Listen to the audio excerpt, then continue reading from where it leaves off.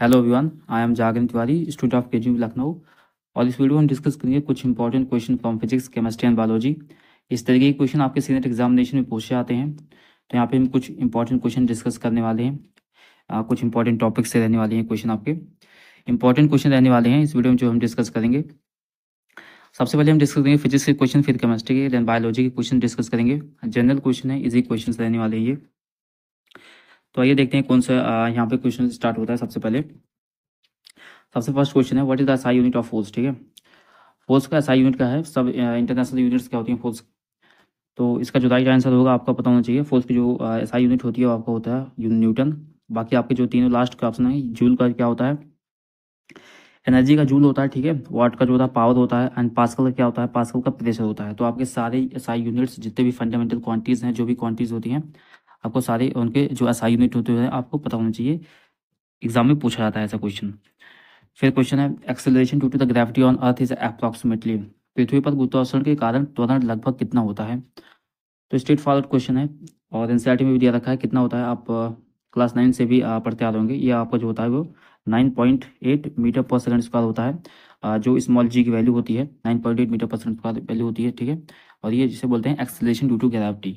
Okay, इसके बाद अगला क्वेश्चन डिस्कस करते हैं। क्वेश्चन है, what type of lens is used to correct myopia. निकट दृष्टि दोष को ठीक करने के लिए किस प्रकार के लेंस का उपयोग किया जाता है। तो आपको पता चाहिए कि मायोपिया क्या होता है, हाइपरमेट्रोपिया क्या होता है। ये भी इंपॉर्टेंट क्वेश्चन रहने वाला है। सो मायोपिया बोलते हैं नियर साइटेडनेस, यानी निकट दृष्टि दोष बोलते हैं, यानी नज़दीक की चीज़ें दिखाई देती हैं बट जो फार साइड चीज़ें होती हैं, यानी दूर की चीज़ें आपको नहीं दिखाई देती हैं। और हाइपरमेट्रोपिया में क्या होता है, हाइपरमेट्रोपिया में जो दूर की चीज़ें होती हैं वो दिखाई देती हैं बट नज़दीक की चीज़ें नहीं दिखाई देती। तो मायोपिया को सही करने के लिए हम फिर इसके बाद जो भी डिफेक्ट या आई के डिफेक्ट होते हैं और इनको सही करने के लिए हम लेंसेज का यूज़ करते हैं। क्यों, क्योंकि जो लेंसेज होते हैं वो आपके जो लाइट रेज आ रही होती हैं उसको उस तरीके से कन्वर्ट या डाइवर्स करते हैं जो भी आपकी आई के अकॉर्डिंग नीड होती है। ठीक है, जो आपकी डिजीज़ के अकॉर्डिंग नीड होती है उस तरीके का लेंस लगाया जाता है। तो हमें यहाँ पे देखना है कि मायोपिया को करेक्ट करने के लिए कौन सा लेंस यूज़ करते हैं। तो मायोपिया को करेक्ट करने के लिए हम यूज़ करते हैं कनकेव लेंस यूज़ करते हैं। ठीक है, कनकेव लेंस यूज़ करते हैं क्योंकि आपकी जो मायोपिया होती है वो आपकी नियर साइटेडनेस होती है, यानी नज़दीक की चीज़ दिखाई देती है, दूर की चीज़ नहीं दिखाई देती हैं। तो जो दूर की चीज़ होती है, यानी जो फार से लाइट रेज आ रही होती है उसको जो है कन्वर्ट करता है राइट पॉइंट पे, जिससे आपके रेटिना पे जो है लाइट रेज आती हैं सही से आती हैं, और उसके बाद ही जो आता है आपको इमेज फॉर्मेशन होता है जो कि आपको अच्छे से फिर दिखाई देता है। ठीक है, इसके बाद फिर अगला क्वेश्चन देखते हैं। क्वेश्चन है, the speed of light in vacuum. निर्वात में प्रकाश की गति क्या होती है। तो सिंपल क्वेश्चन है, सबको पता होगा। जो स्पीड ऑफ लाइट होती है वो 3 × 10⁸ मीटर पर सेकंड होती है। 3 × 10⁸ मीटर पर second, and is the right answer will B second. Okay, the next question is, कुछ भी पूछा था फॉलोइंग द स्केलर क्वांटिटी है, यानी निम्नलिखित में से कौन सी आदेश राशि है। ऑप्शन क्या है, फोर्स, वेलोसिटी, वर्क या फिर acceleration. So the right answer will B work. Work is the scalar quantity and all of this थी, जितने भी फोर्स, वेलोसिटी और एक्सेलरेशन है ये आपके सारे वेक्टर क्वांटिटी में आते हैं। और क्वांटिटीज आपको पता चाहिए, what is scalar and what is vector quantity. इसके एग्जांपल्स आपको याद होनी चाहिए। वेक्टर क्वांटिटी आपका डायरेक्शन और मैग्नीट्यूड दोनों देखा जाता है, but in case of scalar quantity इसमें सिर्फ आपका जो होता है वो सिंगल कोई होगा, डायरेक्शन आप कोई चीज़ मैग्नीट्यूड दोनों नहीं हो सकते। ठीक है, इस तरीके से आपका वेक्टर स्केलर क्वांटिटी आपको अच्छे से याद रखना है। फिर क्वेश्चन है, the unit of electric current. Electric current का यूनिट क्या है, वोल्ट, एम्पियर, ओम या फिर coulomb. So right answer will B, हमसे यहाँ पे इलेक्ट्रिक करंट पूछा गया है तो इसका जो आंसर होगा एम्पियर होगा। वोल्ट की जो यूनिट होती है वो आपके पोटेंशियल डिफरेंस का यूनिट होता है, वो आपकी वोल्ट में आती है। वोल्टेज की यूनिट होता है आपका वोल्ट होता है। ओम का जो होता है आपका रेजिस्टेंस आता है, एंड कूलम का जो होता है वो आपका चार्ज आता है। तो इसको अच्छे से याद रखना, यूनिट्स आपको अच्छे से पता होनी चाहिए। फिर क्वेश्चन है, which law state that every action there is equal and opposite reaction. ठीक है, ये कौन सा लॉ है, यानी कौन सा नियम कहता है कि प्रत्येक क्रिया के लिए एक समान और विपरीत प्रतिक्रिया होती है। सिंपल सा क्वेश्चन है, सबको पता होगा, और इसे बोलते हैं न्यूटन्स थर्ड लॉ। ठीक है, ये न्यूटन्स थर्ड लॉ है। सो जो न्यूटन्स के तीनों लॉ दिए गए हैं, ठीक है, first second third law, what is first law, second law, third law, इसका आपको कंसेप्ट पता होना चाहिए। इसका बेसिस क्या है, ये तीनों लॉ बोलते क्या हैं। ठीक है, इसके बारे में जानकारी आपको पता होनी चाहिए। सो यहाँ पे इक्वल एंड अपोजिट रिएक्शन किस लॉ के अंडर में आता है, तो आपका ये न्यूटन्स थर्ड लॉ होता है। और ये भी पता होना चाहिए कि न्यूटन्स थर्ड लॉ के जो है उसी का जो यूज़ करके जो रॉकेट प्रपल्सन होता है, यानी रॉकेट जो आपका देखा हो जो रॉकेटरी साइंस होती है, यानी जो रॉकेट ऊपर जाता है वो आपका न्यूटन थर्ड लॉ पर ही वर्क करता है। तो इसके यूजेस आपको पता होना चाहिए, एप्लीकेशंस ऑफ लॉज जो होते हैं वो आपको पता होना चाहिए। फिर क्वेश्चन है, the bending of light as it passes from the one medium to another. यानी मीडियम चेंज होता है। मीडियम आपका क्या चेंज होता है, सपोज लाइट एयर में है, then it comes into the water, ठीक है, वाटर में चली गई, या फिर सॉलिड में से जा रही है, तो अगर मीडियम चेंज हो गया तो वहाँ पर क्या, ठीक है, लाइट के जो स्पीड होती है उसमें चेंजेस आ जाते हैं, डायरेक्शन में चेंज आते हैं, तो उसे क्या बोलते हैं, तो आपका जो होता है वो रिफ्रैक्शन बोलते हैं, ठीक है। एक माध्यम से दूसरे माध्यम में जाते हैं, इसमें प्रकाश के मोड़ने को बोलते हैं अपवर्तन, यानी रिफ्रैक्शन बोलते हैं। फिर क्वेश्चन है, कुछ of the following is renewable source of energy, निम्नलिखित में से कौन सा ऊर्जा का नवीनकरणीय स्रोत है, तो कोल, पेट्रोलियम, सोलर या फिर नेचुरल गैस। तो सिंपल सा क्वेश्चन है, यानी हमसे रिन्यूएबल सोर्स ऑफ एनर्जी पूछा गया है, तो इसका राइट आंसर होगा solar energy. Solar energy is the renewable source of energy. बाकी आपके कोयल, पेट्रोल या नेचुरल गैस ये सारे आपके खत्म हो जाते हैं एट द टाइम, ठीक है, टाइम के साथ ही खत्म हो जाएंगे। फिर क्वेश्चन है the unit of power, unit of power क्या है, तो पावर की यूनिट क्या होती है, तो जो पावर की यूनिट होती है आपकी वो वाट होती है, what is the unit of power. बाकी जूल आपका एनर्जी होता है, न्यूटन आपकी फोर्स की यूनिट होती है, एंड कुलाम आपका जो होता है वो चार्ज की यूनिट होती है। Then next question is question which of the following is not a fundamental force in nature. Nature में आपके चार फंडामेंटल फोर्सेस हैं, और इसमें पूछा गया कि इसमें से कौन सी फंडामेंटल फोर्स नहीं है। तो ऑप्शन में क्या है, ग्रेविटेशनल फोर्स है, मैग्नेटिक फोर्स है, न्यूक्लियर फोर्स है, या फिर फ्रिक्शनल फोर्स है। तो right answer will be frictional force, यानी घर्षण बल। This is not a fundamental force, okay. Then question next is the SI unit of pressure is, SI unit of pressure, pressure का SI unit क्या है, तो इसका right answer will be pascal.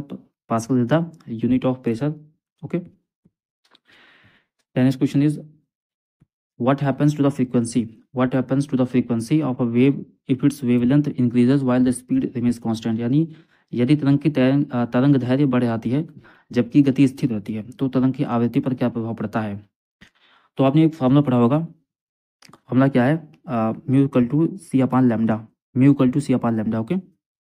जब आप फॉर्मूला पढ़ोगे E equal to h mu पढ़ोगे, तो यहाँ पे जो म्यू होता है वो सी अपान लैम्डा होता है, ओके। तो बेसिकली यहाँ पे क्या है कि हमसे पूछा है कि what happens to the frequency of a wavelength when its wavelength increase, ठीक है, वेवलेंथ इंक्रीज कर रहे हैं वाइल स्पीड रिमेंस कांस्टेंट। तो फ्रीक्वेंसी को क्या होता है आपकी, अगर उसके हम वेवलेंथ को इंक्रीज करते हैं, ठीक है, वेवलेंथ क्या होता है उसमें, तो लैम्डा जो होता है आपका वो वेवलेंथ को रिप्रेजेंट करता है। और अगर आपका वेवलेंथ ये आपका, यानी यहाँ से अगर इसको इंक्रीज करते हैं तो ये चीज़ आपको डिक्रीज हो जाएगी, क्योंकि इन्वर्सली चल रहा है, ओके। यानी आपको यहाँ पे देखोगे अगर एक बार, तो अगर यहाँ पे देखोगे तो जो आपका ये चीज़ है, यानी फ्रीक्वेंसी जो होता है वो आपके इनवर्स चल रहा है लैम्डा की। तो अगर ये चीज़ बढ़ती है तो ये चीज़ घट जाएगी। तो यहाँ पे क्वेश्चन में क्या आता है कि what happens to the frequency of wavelength, एक फ्रीक्वेंसी, वेवलेंथ की फ्रीक्वेंसी को क्या होगा इफ द वेवलेंथ इंक्रीजेस, अगर वेवलेंथ वहाँ पे बढ़ती है, increases while the speed, speed constant है आपकी, तो इसका जो राइट आंसर होगा, आपकी जो फ्रीक्वेंसी होती है वो आपकी फ्रीक्वेंसी डिक्रीज कर जाएगी, ओके। तो इसका जो राइट आंसर होगा वो घट जाती है, फ्रीक्वेंसी जो होती है वो डिक्रीज कर जाएगी। फिर अगला क्वेश्चन है which are the following example of non contact force. तो ये भी आपको पता चाहिए what is contact and non contact force. Contact force क्या होती है, नॉन कॉन्टैक्ट फोर्स क्या होती है। तो कॉन्टैक्ट फोर्स ये होती है जब आप किसी दो ऑब्जेक्ट, यानी दो ऑब्जेक्ट एक दूसरे के कॉन्टैक्ट में आकर के जब फोर्स लगाते हैं तो आपकी कॉन्टैक्ट फोर्स होती है। और नॉन कॉन्टैक्ट फोर्स होती है वो होती है जब दो ऑब्जेक्ट एक किसी दूरी पर रखे होते हैं फिर भी एक दूसरे को इन्फ्लुएंस करते हैं अपने फोर्सेस से, तो उसे बोलते हैं नॉन कॉन्टैक्ट फोर्सेस। तो यहाँ पर इसका ऑप्शन क्या है, ऑप्शन में आपके फ्रिक्शन आता है, इसके बाद भी एयर रेजिस्टेंस है, मैग्नेटिज्म या फिर नॉर्मल फोर्स है। तो इसका जो राइट आंसर होगा आपका मैग्नेटिज्म होगा। मैग्नेट देखा होगा दूर से ही किसी भी चीज़ पे फोर्स लगाता है, लाइक सपोज करो आप अगर कोई आयरन की फिलिंग्स हैं और उन्हें आपने रखा है, तो अगर आप उसके पास मैग्नेट ले आते हो देखो उसके ऊपर फोर्स पड़ता है। So this is example of a non contact force, okay. इसके बाद फिर अगला क्वेश्चन है the image found by the plane mirror, यानी समतल दर्पण वाला बनाई गई छवि क्या होती है। सो ऑप्शन मिलिए real and inverted, virtual upright, real and upright, या फिर वर्चुअल एंड इन्वर्टेड।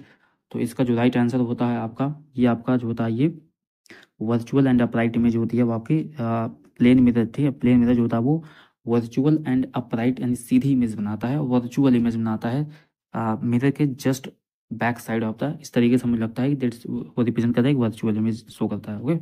सो जो प्लेन मिरर होता है वो आपका virtual and upright image formation करता है।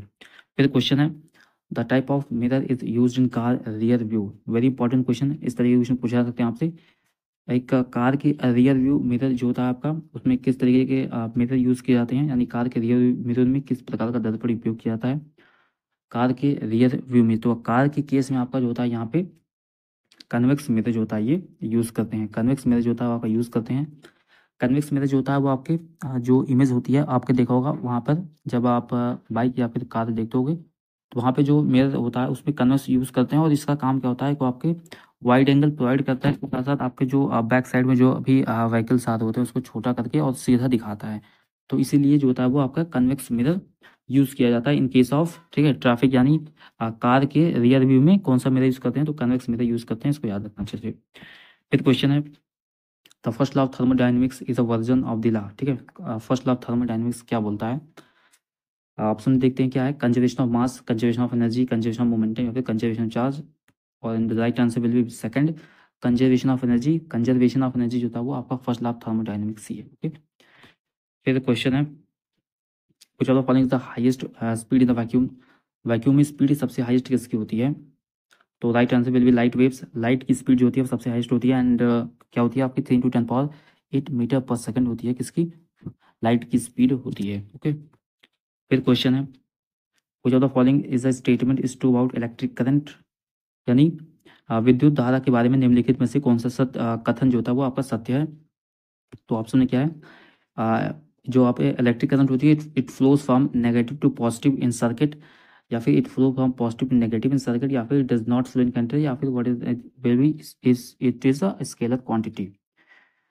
तो इसका जो राइट आंसर होगा, आपका जो इलेक्ट्रिक करंट होता है वो आपका पॉजिटिव से नेगेटिव चार्ज की तरफ जाता है, means it will flow from the positive to negative charge. Positive से नेगेटिव चार्ज की तरफ आपका जो होता है ये जो होता है ये इलेक्ट्रिक चीज आपकी चलती है। ओके, पॉजिटिव से नेगेटिव चार्ज की तरफ जाती है। इसके बाद अगला क्वेश्चन देखते हैं। क्वेश्चन है, the ability of the material to return its original shape and after being stretched is called. किसी पदार्थ के खींचने के बाद अपने मूल आकार में वापस आने की क्षमता को क्या कहते हैं? Option will be plasticity, elasticity, rigidity या फिर मेलिएबिलिटी। तो इसका जो राइट आंसर होगा आपका इलास्टिसिटी, यानी इसे लोच, यानी इसे बोलते हैं हम इलास्टिसिटी बोलते हैं। जब किसी ऑब्जेक्ट को आप एक तरीके से उसके शेप से आप डिफॉर्म करते हो, then it will come to the its original shape again. तो आपका जो होता है वो रिप्रेजेंट करता है इलास्टिसिटी को। ओके, फिर क्वेश्चन है, विच of the following is not a unit of energy. Energy का यूनिट इसमें से कौन सा नहीं है? Means not a following is unit of energy, निम्नलिखित में से कौन सी ऊर्जा का इकाई नहीं है? तो ऑप्शन देखिए क्या है, जूल है, कैलोरी, वॉट या फिर किलोवाट। तो not a unit of energy, तो right answer will be watt. Watt जो होता है आपका ये पावर की यूनिट होती है। ओके, वाट जो होता है आपका ये पावर हो क्या होता है, ठीक है। फिर क्वेश्चन है, a device that transform chemical energy into electrical energy. एक डिवाइस यानी रासायनिक ऊर्जा को विद्युत ऊर्जा में परिवर्तित करने के लिए कौन सा उपकरण यूज करते हैं? तो इसका जो राइट आंसर होगा बैटरी। बैटरी जो होता है आपकी केमिकल एनर्जी को इलेक्ट्रिकल एनर्जी में कन्वर्ट कर देता है, क्योंकि इसमें रिएक्शंस हो रही होती हैं और ये आपकी जो होता है वो इलेक्ट्रिकल एनर्जी को कन्वर्ट कर देता है, यानी केमिकल को इलेक्ट्रिकल एनर्जी में कन्वर्ट करता है। ओके, फिर क्वेश्चन है, the motion of freely falling object under the gravity is example of. Motion of a free falling object under the gravity, gravity उसका क्या एग्जाम्पल है, यानी इसका क्या एग्जाम्पल होगा? गुरुत्वाकर्षण के तहत स्वतंत्र रूप से गिरने वाली वस्तु की गति का इसका उदाहरण क्या है? ऑप्शन में है यूनिफॉर्म मोशन हो सकता है, या फिर नॉन यूनिफॉर्म मोशन होता है, या फिर लीनियर या फिर प्रोजेक्टाइल मोशन। इसका राइट आंसर होगा नॉन यूनिफॉर्म मोशन। क्यों नॉन यूनिफॉर्म मोशन होगा? जो आपका ऑब्जेक्ट होता है वो फ्री फॉलिंग अंडर में होता है, और आपको पता होगा कि जो माइनस जी होता है, यानी 9.8 जो मीटर परसेंट आपका जी लग रहा होता है, एक्सेलरेशन जो लग रहा था डाउनवर्ड को लगता है, और वो कॉन्स्टेंटली लग रहा होता है। तो जब कोई ऑब्जेक्ट आपका ऊपर से नीचे आता है तो लगातार उसकी स्पीड बढ़ती जाती है। तो अगर स्पीड बढ़ती जा रही है किसी भी टाइम में, तो पहले तो आपका नॉन यूनिफॉर्म मोशन का सिंपल सी बात है। यूनिफॉर्म मोशन क्या होता है? जब कोई भी ऑब्जेक्ट इक्वल डिस्टेंस ट्रेवल करता है in equal interval of time, तो उसे यूनिफॉर्म मोशन बोलते हैं। एंड नॉन यूनिफॉर्म मोशन क्या होता है? जब इसी में से किसी भी चीज़ का बढ़ना या घटना हो जाए। तो सिंपली ये जो आपका ये फॉलिंग हो रहा है, ये देखो सबसे पहले थोड़ा सा डिस्टेंस कवर करेगा, फिर जैसे जैसे नीचे आता जाता है उसकी स्पीड बहुत ज़्यादा बढ़ जाती है, और इस वजह से जो डिस्टेंस कवर करता है वो ज़्यादा हो जाता है। तो ये एग्जांपल हो गया आपका नॉन यूनिफॉर्म मोशन। प्लस इसके साथ एक एग्जांपल ये भी होता है, ये आपका एक्सेलरेटेड मोशन में आता है। क्यों? क्योंकि लगातार जब वो नीचे आ रहा होता है, फीलिंग फॉलिंग में कंडीशन होता है, तो उसका जो एक्सेलरेशन होता है वो बढ़ते जाता है, स्पीड बढ़ती जा रही होती है। तो ये आपका जो होता है वो एक्सेलरेटेड मोशन में आ जाता है, और इसके साथ ये आपका यूनिफॉर्म नॉन यूनिफॉर्म मोशन में आता है। तो ये दोनों चीज़ आप जो होता है ये अच्छे से याद रखना। फिर क्वेश्चन है, the measure of disorder of the system. किसी भी सिस्टम के डिसऑर्डर को मेजर करते हैं उसे क्या बोलते हैं? उस टर्म को क्या बोलते हैं? किसी प्रणाली की अवस्था को मापा जाता है तो उससे आपको पता होना चाहिए कि इसे बोलते हैं हम एंट्रोफी। एंट्रोफी जो होता है इसे बोलते हैं, ठीक है। इसको आप अभी पढ़ोगे थर्मोडायनेमिक्स में अच्छे से, तो वहाँ पे इसके कुछ इंपॉर्टेंट क्वेश्चन भी करेंगे, एग्जांपल ऑफ एंट्रोफी, कैसे एंट्रोफी देखा जाता है, तो वहाँ पे हम डिस्कस करेंगे। फिर क्वेश्चन है the electrical resistance of a conductor, किसी कंडक्टर का जो इलेक्ट्रिकल रेजिस्टेंस होता है, यानी हर कंडक्टर का अपना जो होता है वो कुछ ना कुछ इलेक्ट्रिकल रेजिस्टेंस होता है, कंडक्टर का भी होता है, but in case of insulator में बहुत ज़्यादा होता है, इसलिए वहाँ पे इलेक्ट्रिसिटी फ्लो नहीं करती, but in case of conductor होता है बट कम होता है। तो यहाँ पर पूछा गया है कि electrical resistance of a conductor depend करता है किन फैक्टर्स पे डिपेंड करता है। यहाँ पे देख ऑप्शन में लेंथ भी है, ठीक है, लेंथ है, क्रॉस सेक्शनल एरिया, मटेरियल है, तो इसका राइट आंसर होगा ऑल ऑफ दिस। सारी चीज़ों पे जो होता है आपका जो रेजिस्टेंस होता है कंडक्टर का वो डिपेंड करता है, ओके। फिर क्वेश्चन है transformer is use to, transformer का काम क्या होता है। ऑप्शन में क्या दे रखा है, एसी टू डीसी कन्वर्ट करना, या फिर चेंज करना वोल्टेज ऑफ एसी को, या फिर स्टोर इलेक्ट्रिकल एनर्जी, या फिर convert mechanical to electrical energy. तो जो राइट आंसर होगा आपका, ये आपका सेकंड होगा, यानी वोल्टेज ऑफ एसी चेंज करता है वोल्टेज ऑफ एसी। क्यों, आपने जब पढ़ोगे तो ट्रांसफार्मर दो होते हैं, एक स्टेप डाउन एक स्टेप अप होता है। कहीं पर जो वोल्टेज होता है इसको इंक्रीज करता है, कहीं पर वोल्टेज को डिक्रीज करता है। जिस तरीके की भी हम नेसेसरी होती है उस तरीके का हम ट्रांसफार्मर यूज़ करते हैं। तो ट्रांसफार्मर दो तरीके के होते हैं, स्टेप डाउन ट्रांसफार्मर होता है और स्टेप अप ट्रांसफार्मर होता है, ठीक है। तो इसका जो काम होता है वो आपका होता है change the voltage of AC, यानी वोल्टेज के एसी के वोल्टेज को चेंज करना है, चाहे बढ़ा देना या फिर उसको घटा देना। फिर क्वेश्चन है the unit of electric charge, electric charge की यूनिट क्या है, सिंपल सा क्वेश्चन हम डिस्कस कर चुके थे। इलेक्ट्रिक चार्ज की यूनिट जो होती है कूलम्ब होती है, okay. Coulomb is the unit of electric charge. फिर क्वेश्चन है the resistance of the wire is increases, किसी वायर का जो होता है वो रेजिस्टेंस इंक्रीज हो जाता है, किस केस में इंक्रीज होता है, लेंथ इंक्रीज, अगर लेंथ इंक्रीज करते हैं, थिकनेस इंक्रीज करते हैं, या फिर टेम्परेचर इंक्रीज करते हैं, या फिर मटेरियल चेंज टू कॉपर। तो इसका जो राइट आंसर होगा आपका, किसी भी वायर का जो रेजिस्टेंस होता है वो तब बढ़ता है जब उसकी लंबाई बढ़ा देते हो। लेंथ इंक्रीज करने पर उसका रेजिस्टेंस बढ़ जाता है, थिकनेस इंक्रीज करने पर रेजिस्टेंस नहीं बढ़ता है, टेम्परेचर डिक्रीज करोगे तो भी रेजिस्टेंस नहीं बढ़ता, टेम्परेचर इंक्रीज करोगे तब रेजिस्टेंस बढ़ता है। और अगर आप मटेरियल को चेंज करते हो कॉपर में, तो then you know that copper is a good conductor of electricity, तो उससे कोई दिक्कत होने वाली नहीं है, ठीक है। तो इसका जो राइट आंसर होगा वो आपका फर्स्ट होगा, यानी लेंथ को अगर आप बढ़ाते हो, वायर की लेंथ को लंबाई ज़्यादा करते हो, तो आपका जो रेजिस्टेंस होता है वो इंक्रीज कर जाता है। फिर क्वेश्चन है the unit of frequency, frequency की यूनिट क्या होती है, तो right answer will be hertz, hertz the unit of frequency. Again question क्या है, the property of body to register change in its state of motion, ये आपका फर्स्ट लॉ ऑफ थर्मोडायनेमिक्स है, और इसे बोलते हैं हम इनर्शिया, यानी जो ये जड़त्व, यानी किसी इसे बोलते हैं the property of body to resist a change in its state of motion, किसी पिंड की अपनी गति की अवस्था में परिवर्तन को विरोध करने की संपत्ति को बोलते हैं, ठीक है, इनर्शिया बोलते हैं। ये आपका फर्स्ट लॉ ऑफ थर्मोडायनेमिक उसका फर्स्ट लॉ ऑफ मोशन है, न्यूटन ने दिया था। इसका क्या मतलब होता है, कोई भी ऑब्जेक्ट तब तक वहाँ पर रहेगा, तब तक रहेगा जब तक उसके ऊपर एक्सटर्नल फोर्स नहीं लगाई जाती। यानी अगर कोई भी सपोज करो कोई भी एक कार है, कार वहाँ पे स्टैंडिंग पोजीशन में खड़ी है, वो तब तक मूव नहीं करेगी जब तक उसके ऊपर एक्सटर्नल कोई फोर्स लगाया नहीं जाएगा, वो तब तक मूव नहीं करेगी, वो अपने इनर्शियल पोजीशन में ही रहेगी। तो उसे बोलते हैं फर्स्ट लॉ ऑफ न्यूटन, यानी न्यूटन का फर्स्ट लॉ यही है, ओके।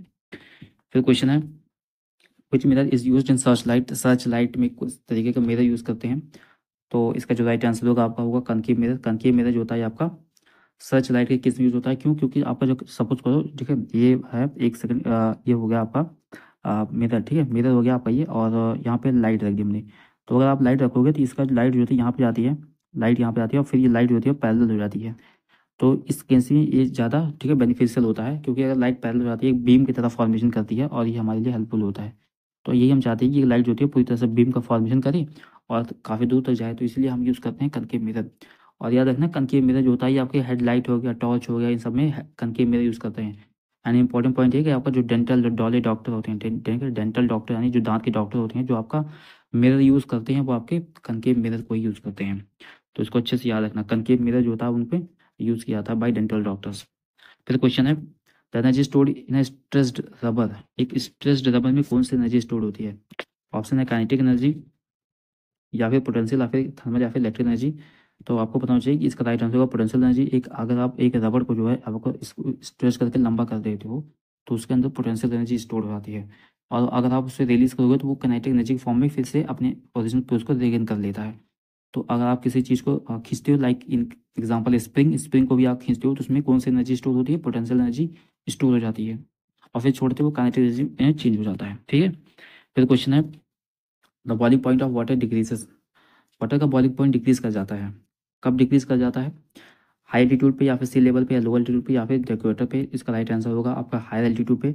हायर एल्टीट्यूड पे जो होता है वो नॉर्मल बॉइलिंग पॉइंट आपका वाटर 100 डिग्री सेल्सियस होता है, बट हायर एल्टीट्यूड पे आपका जो बॉइलिंग पॉइंट होता है वो डिक्रीज होता है। क्यों डिक्रीज हो जाता है? क्योंकि हायर एल्टीट्यूड पे जो होता है, जो प्रेशर होता है, एटमॉस्फेरिक प्रेशर होता है, वो डिक्रीज कर जाता है, और जब प्रेशर डिक्रीज कर जाएगा तो बॉयल जल्दी हो जाएगा, और इसीलिए आपको वाटर का बॉइलिंग पॉइंट होता है वो डिक्रीज कर जाता है हायर एल्टीट्यूड पे। फिर क्वेश्चन है, the speed of sound is maximum in, sound की स्पीड मैक्सिमम होती है किसमें? अच्छा क्वेश्चन याद रखना, साउंड की स्पीड जो होती है वो सॉलिड में सबसे ज़्यादा होती है, सॉलिड के बाद लिक्विड देन एयर, एयर में सबसे कम होती है साउंड की स्पीड, सॉलिड में सबसे ज़्यादा होती है। तो इस हिसाब से इसका जो राइट आंसर होगा आपका स्टील होगा, जो सबसे ज़्यादा सॉलिड होता है उसमें साउंड की स्पीड सबसे ज़्यादा मैक्सिमम होती है। तो इस इन केस ऑफ स्टील जो स्पीड ऑफ साउंड होगी वो मैक्सिमम होगी। फिर क्वेश्चन है, which physical quantity is measured in decibel, decibel में कौन सी फिजिकल क्वांटिटी मेजर करते हैं? Right answer will B sound intensity, sound की मेजरमेंट जो होती है वो डेसिबल में की जाती है। Question, which type of wave is in a sound wave, sound किस तरीके की वेव होती है? साउंड आपकी कौन सी वेव होती है? साउंड वेव आपकी जो होती है वो आपकी लॉन्गिट्यूडनल वेव होती है, ठीक है। साउंड वेव जो होती है example of longitudinal wave is example of sound wave, ठीक है। तो साउंड वेव जो होती है आपकी लॉन्गिट्यूडनल वेव होती है, याद रखना। फिर यहाँ से स्टार्ट होता है आपका केमिस्ट्री का पोर्शन, इससे भी कुछ इंपॉर्टेंट क्वेश्चन हम डिस्कस करेंगे यहाँ पे। फिजिक्स के यहाँ पे क्वेश्चन खत्म, यहाँ पे स्टार्ट होते हैं केमिस्ट्री के क्वेश्चंस। ये फर्स्ट क्वेश्चन है, what is symbol of gold, gold का सिंबल क्या है? सिंबल आपके लिए इंपॉर्टेंट है क्योंकि आपका 24 में सिंबल पूछे गए थे, तो आपको सिंबल्स पता होना चाहिए। इजी क्वेश्चन होता है, सिंबल तो सबको याद होते हैं, तो सिंबल आपको पता होना चाहिए। गोल्ड का यहाँ पे पूछा गया सिंबल क्या होता है, तो गोल्ड का सिंबल जो होता है आपका EU होता है, right answer will B second. AG आपका किसका सिंबल है? ये आपका सिल्वर का सिंबल है। PB आपका किसका सिंबल है? लेड का सिंबल है। एंड FE आयरन का सिंबल है, और ये आपका PYQ है। 24 में पूछा गया था सिंबल ऑफ आयरन, सिंपल सा क्वेश्चन है। फिर क्वेश्चन है, most abundant gas in the atmosphere, ठीक है, एटमॉस्फेयर ऑफ अर्थ में सबसे ज़्यादा अबेंडेंट गैस कौन सी है? तो right answer will B nitrogen. सबको बताओ 79% नाइट्रोजन होती है, 21% ऑक्सीजन होती है। सो मोस्ट अबेंडेंट गैस कौन सी है? नाइट्रोजन है आपके एटमॉस्फेयर, अर्थ की एटमॉस्फेयर में। फिर क्वेश्चन है, the pH of pure water, एक प्योर वाटर का पीएच क्या होता है? तो इसका right answer will B 7, 7 is the pH of pure water. फिर क्वेश्चन है, for example of novel gas, noble gas का कौन सा एग्जाम्पल है? तो इसका राइट आंसर होगा आपका हीलियम, हीलियम जो होता है आपके नॉवल गैस है, एग्जाम्पल ऑफ नॉवल गैस, ठीक है, हीलियम इसका राइट आंसर होगा। फिर क्वेश्चन है, the atomic number of carbon, carbon का एटॉमिक नंबर क्या है? सबको पता होगा, atomic number of carbon 6, and atomic mass क्या है? 12 है, ठीक है। तो याद रखना, कार्बन का जो एटॉमिक नंबर 6 होता है और एटॉमिक मास कितना होता है? 12 होता है। Question again, chemical formula of common salt, जिसे हम टेबल साल्ट बोलते हैं, जो आपके घर में यूज होता है, उसे हम याद रखना, इसे टेबल साल्ट भी बोलते हैं और इसे कॉमन साल्ट बोलते हैं। इसका फार्मूला क्या है? NaCl है, यानी पोटेशियम क्लोराइड, नहीं sodium chloride, okay, sodium chloride बोलते हैं। बी ऑप्शन होगा पोटेशियम क्लोराइड, या आपका सोडियम हाइड्रोजन, या आपका हाइड्रोजन क्लोराइड हो, ओके। फिर क्वेश्चन है, the process of conversion of solid directly into the gas, important question है, जनरल क्वेश्चन है, और इसे बोलते हैं सब्लिमेशन, यानी ऊर्ध्वा परिवर्तन बोलते हैं, और ठोस पदार्थ को सीधे गैस में बदलने की प्रक्रिया को हम सब्लिमेशन बोलते हैं। इसके बाद अगला क्वेश्चन है, which gas is responsible for the green house effect, green house effect यानी ग्रीन हाउस प्रभाव के लिए कौन सी गैस जिम्मेदार होती है? ऑप्शन में है ऑक्सीजन, कार्बन डाइऑक्साइड, नाइट्रोजन, या फिर helium. Right answer will B carbon dioxide, CO2। CO2 जो होता है आपका, ये ग्रीन हाउस इफेक्ट के लिए रिस्पॉन्सिबल होता है। And what is green house effect?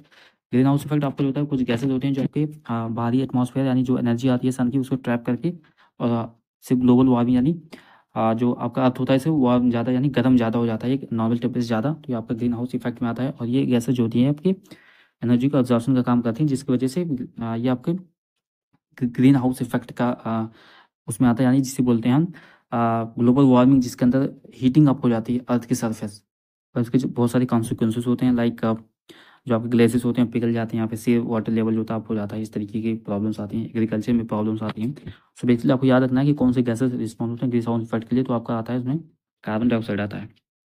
फिर क्वेश्चन है, the hardest natural substance is known as, hardest natural substance कौन सा है इसमें आपका आता है? सबको पता होगा डायमंड होता है, and it is a form of carbon.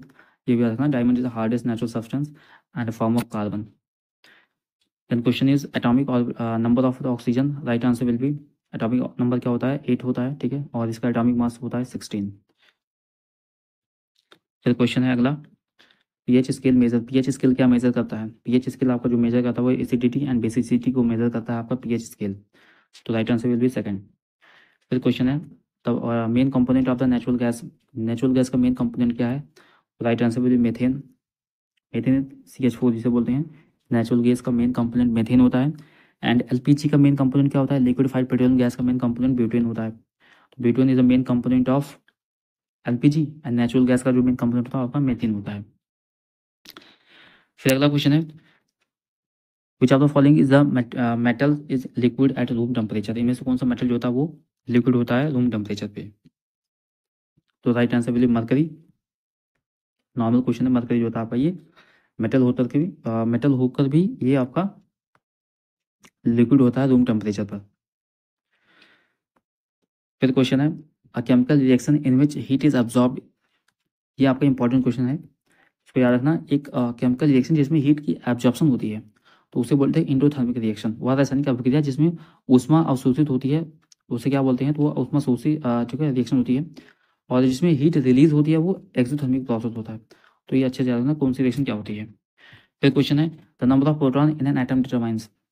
किसी भी एटम में प्रोटॉन नंबर क्या दर्शाता है? तो आपका शो करता है एक तरीके से एटॉमिक नंबर शो करता है, ठीक है। वो एटॉमिक नंबर शो करता है, नंबर ऑफ प्रोटॉन जो होता है एटॉमिक नंबर शो करता है। सपोज करो कैल्शियम का जो एटॉमिक नंबर होता है 20 है, इसमें 20 प्रोटॉन होते हैं, तो इस तरीके से आपका ये एटॉमिक नंबर को भी शो करता है।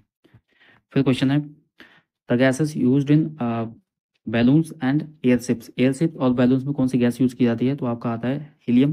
हीलियम गैस यूज़ करते हैं, क्यों? क्योंकि लाइट होती है, लाइट गैस होती है, और इसलिए इसका यूज़ करते हैं बैलून्स और एयरशिप्स में। Then question is, which of the following is not a noble gas? Noble gas में से कौन सी नहीं है? तो ऑप्शन में क्या आता है आपके? नियॉन है, आर्गन, कैप्टन है, हाइड्रोजन। तो hydrogen is not a noble gas, ठीक है। Novel gas not a hydrogen. Again question है, क्या है? Chemical formula sulphuric acid. तो सल्फ्यूरिक एसिड केमिकल फार्मूला है H2SO4। H2SO4 is the chemical formula of sulphuric acid.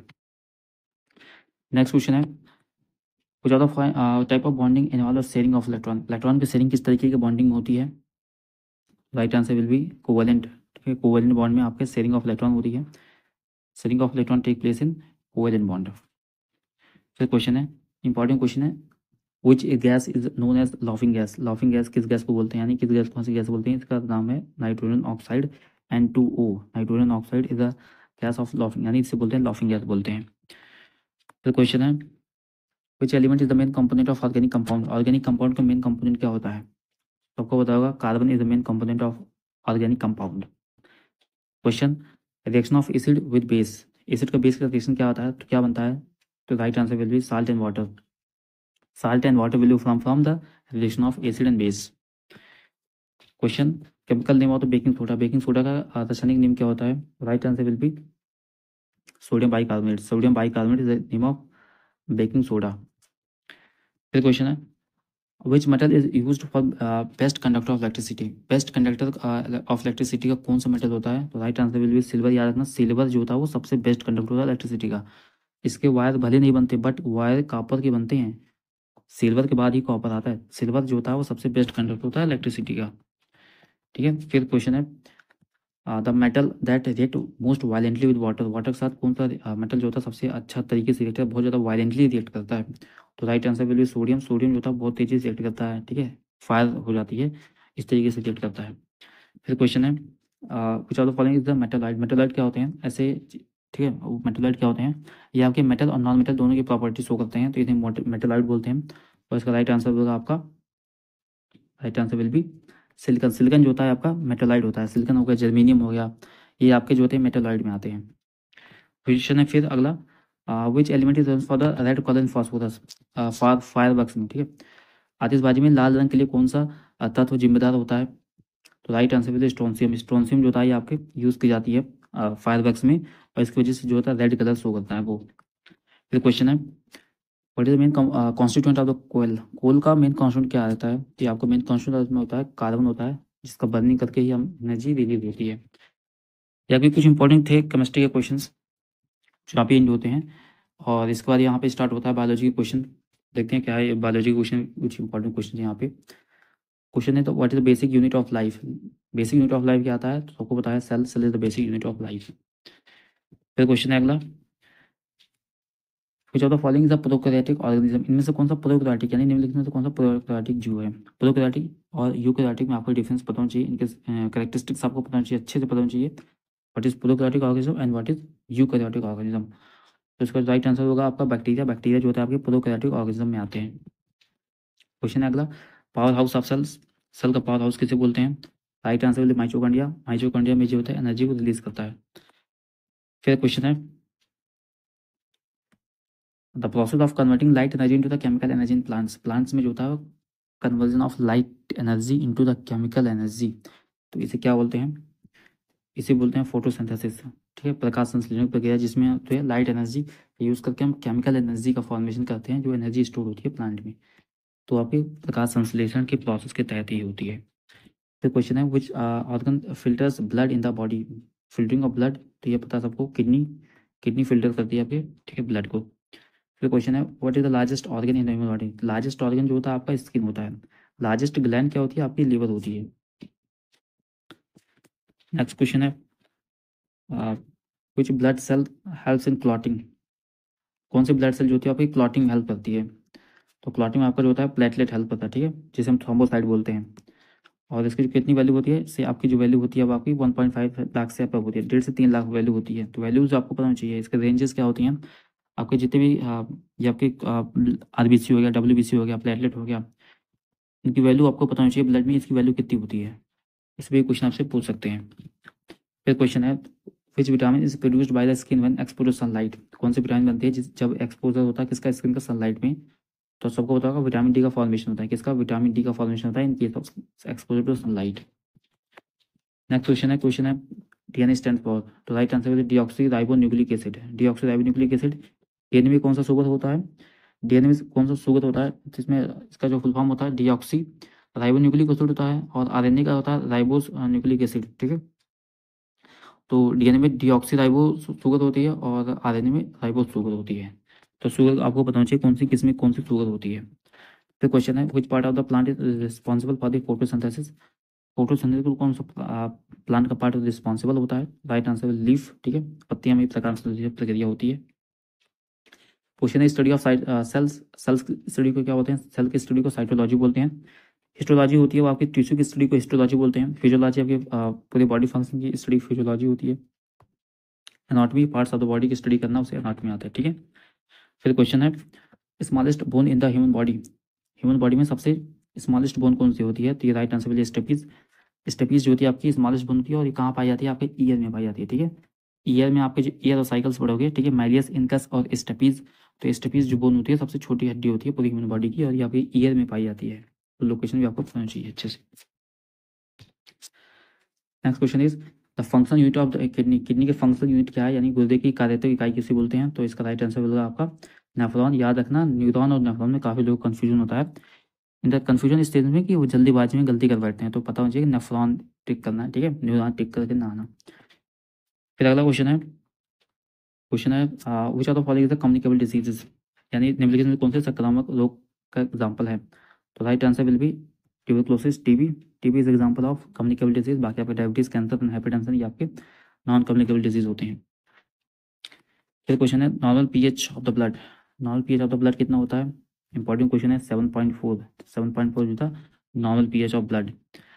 Question है, which vitamin is known as sunshine vitamin. Right answer will be vitamin D. ठीक है, right answer will be vitamin D. Vitamin D जो होता है आपका, right answer होगा sunshine vitamin से बोलते हैं, जो कि इन केस ऑफ सनलाइट के प्रेजेंस में स्टार्ट होता है फॉर्मेशन द बॉडी। ठीक है, क्वेश्चन है अगला, in which part of the human body are alveoli form. Alveoli आपकी किस पार्ट बॉडी के पार्ट में पाए जाते हैं? तो right answer will B lungs. Lungs में आपके जो है एल्वियोली पाए जाते हैं, जहाँ पे आपका डिफ्यूजन ऑफ गैसेज होता है, जहाँ पे आपका एक्सचेंज ऑफ गैसेज होता है फिर ब्लड कैपिलरीज के साथ में।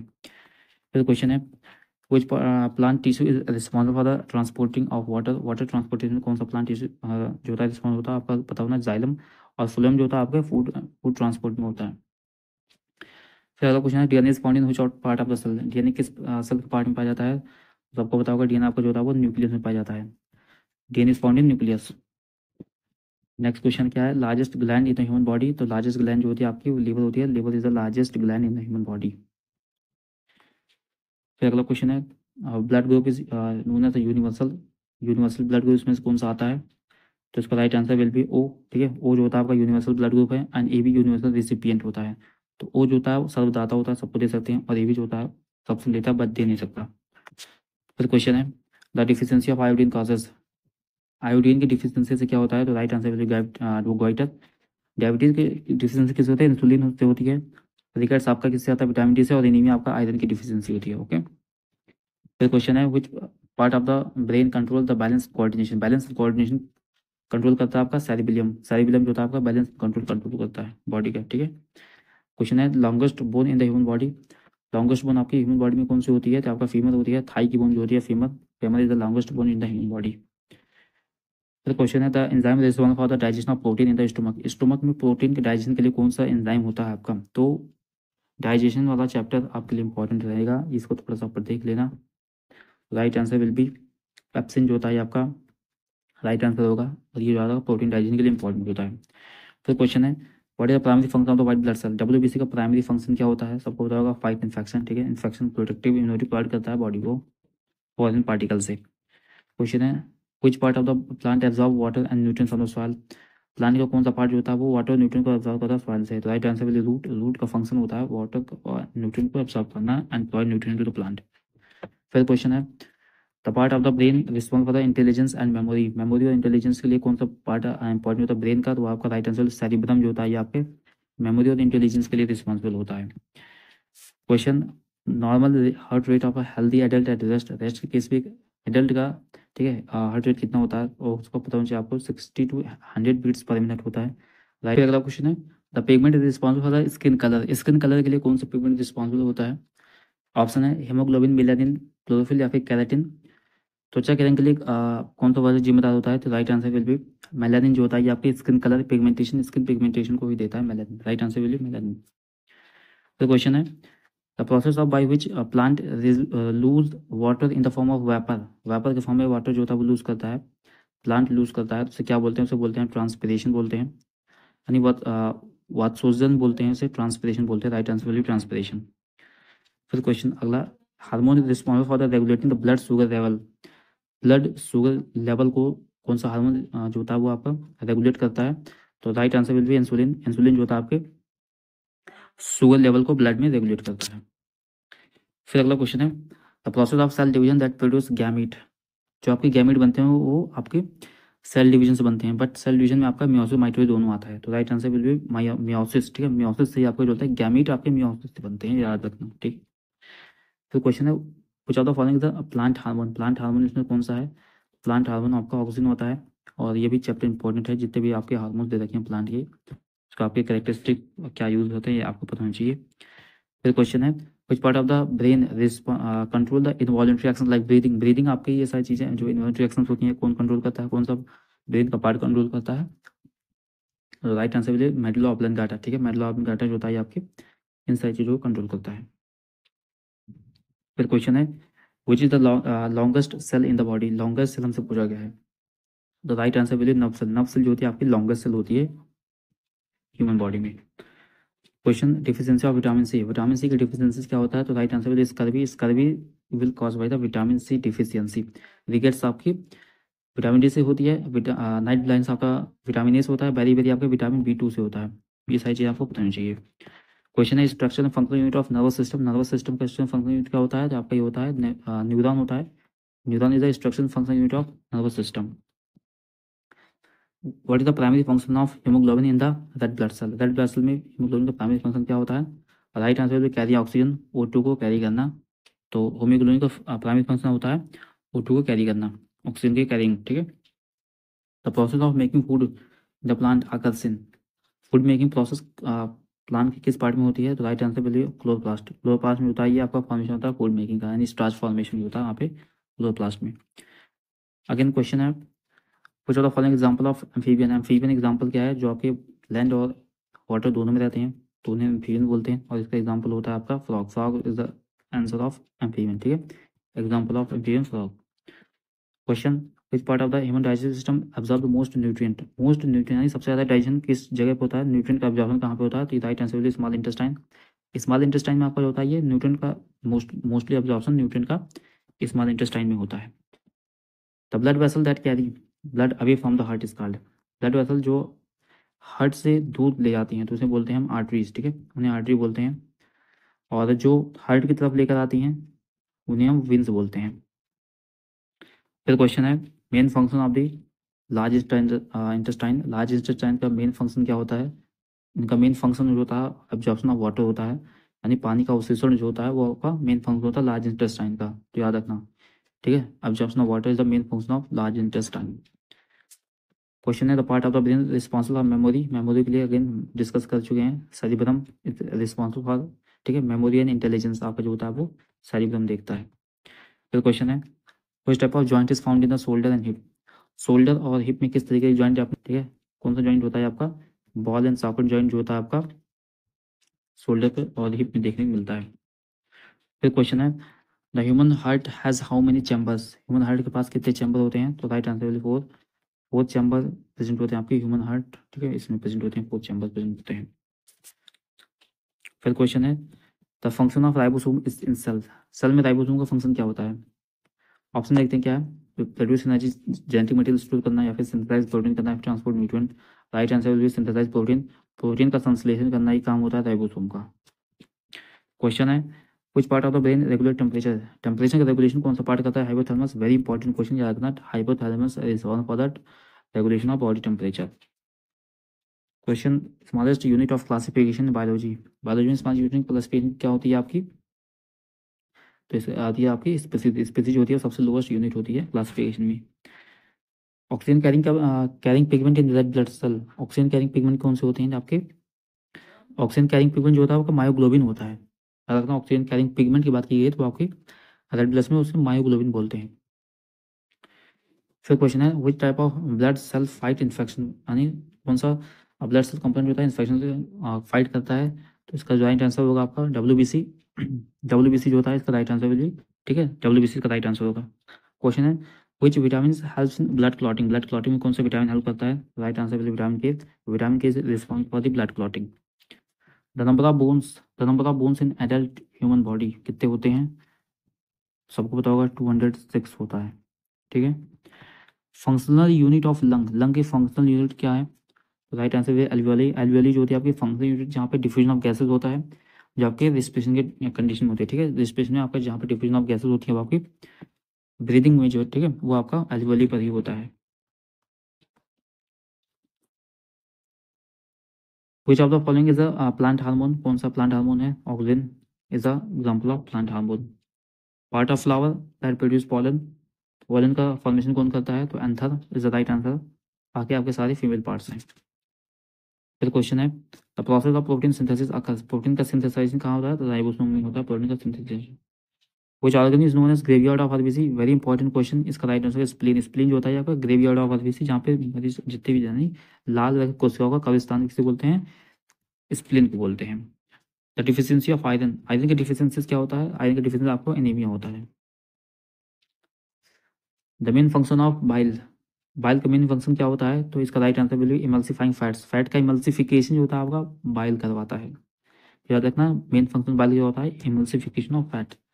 तो question what is the main function of small intestine, small intestine का मेन फंक्शन क्या होता है? तो एब्जॉर्ब न्यूट्रिएंट, न्यूट्रिएंट का एब्जॉर्प्शन जो होता है वो स्मॉल इंटेस्टाइन में होता है। लार्ज इंटेस्टाइन का काम क्या होता है? वाटर का एब्जॉर्प्शन होता है। फादर ऑफ जेनेटिक्स कौन है? फादर ऑफ जेनेटिक्स सबको पता होगा, मेंडल है, ठीक है, Gregor Johann Mendel, father of genetics. Type of joint found in the knee, knee में आपको कौन सा तरीके जॉइंट मिलता है? तो right answer ball and socket joint जो होता है आपका ये नी में पाया जाता है, बॉल एंड सॉकेट जॉइंट। फिर क्वेश्चन है basic structure and functional unit of life, life की बेसिक फंक्शनल यूनिट क्या है? ये आपका है सेल, सेल, ठीक है, कुछ है। विच part of the human body has a most sweet gland, सबसे ज्यादा आपके पाम में पाए जाते हैं, यानी आपके हथेली पर सबसे ज्यादा स्वीट ग्लैंड पाई जाती हैं। क्वेश्चन है the plant tissue responsible for the transportation of food, food transportation के लिए कौन सा होता है? तो ये आपका फ्लोएम होता है, ठीक है, फ्लोएम। और जाइलम जो होता है आपका वाटर ट्रांसपोर्टेशन में हेल्प करता है। तो ये थे कुछ इंपॉर्टेंट क्वेश्चन बायोलॉजी के। तो इस वीडियो में हमने देखा कि फिजिक्स, केमिस्ट्री और बायोलॉजी के कुछ इंपॉर्टेंट क्वेश्चन जो कि सिंपल क्वेश्चन थे, जनरल टॉपिक्स क्वेश्चन थे। तो इस तरीके के क्वेश्चन आपके एग्जामिनेशन में पूछे जाते हैं, पूछे भी गए हैं। तो इस तरीके के क्वेश्चन आपको इंपॉर्टेंट क्वेश्चन को प्रैक्टिस करना, बाकी आपके सब्जेक्ट के इंपॉर्टेंट क्वेश्चन वो भी आपको देखने हैं। क्वेश्चन आपका पेपर में इजी टू मॉडरेट क्वेश्चन पूछे जाते हैं, तो ज़्यादा कुछ हाई फाई तरीके के क्वेश्चन लगाने की जरूरत नहीं है। न्यूमेरिकल भी बहुत ज़्यादा सिंपल आते हैं, बहुत कम आते हैं। थ्योरी ज़्यादा आती है, थ्योरी आपकी, थ्योरी को आपको कवर करना है, क्वेश्चन प्रैक्टिस करना है, और that enough for the examination, ठीक है। तो अच्छे से रिवीजन करना है और इतना ही आपको काम करना है। Okay, thanks for watching the video.